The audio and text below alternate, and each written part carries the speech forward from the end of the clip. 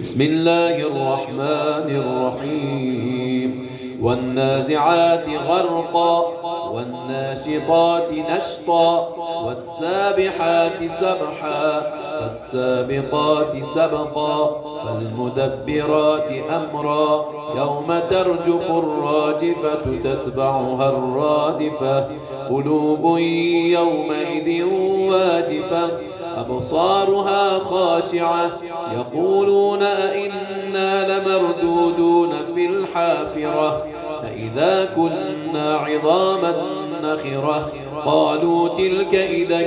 كرة خاسرة فإنما هي زجرة واحدة فإذا هم بالساهرة هل أتاك حديث موسى إذ ناداه ربه بالوادي المقدس طوى اذهب إلى فرعون إنه طغى فقل هل لك إلى أن تزكى وأهديك إلى ربك فتخشى فأراه الآية الكبرى فكذب وعصى ثم أدبر يسعى فحشر فنادى فقال أنا ربكم الأعلى فأخذه الله نكال الآخرة والأولى إن في ذلك لعبرة لمن يخشى أأنتم أشد خلقا أم السماء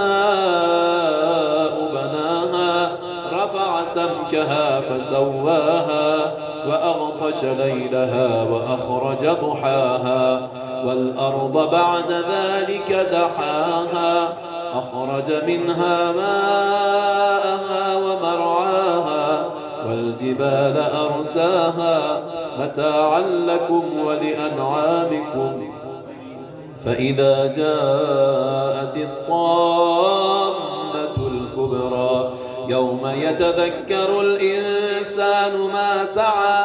وبرزت الجحيم لمن يرى فأما من طغى وآثر الحياة الدنيا فإن الجحيم هي المأوى وأما من خاف مقام ربه ونهى النفس عن الهوى فإن الجنة هي المأوى يسألونك عن الساعة أيان مرساها فيم أنت من ذكراها إلى ربك منتهاها إنما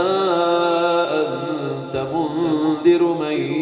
يخشاها كأنهم يوم يرونها لم يلبثوا إلا عشية أو ضحاها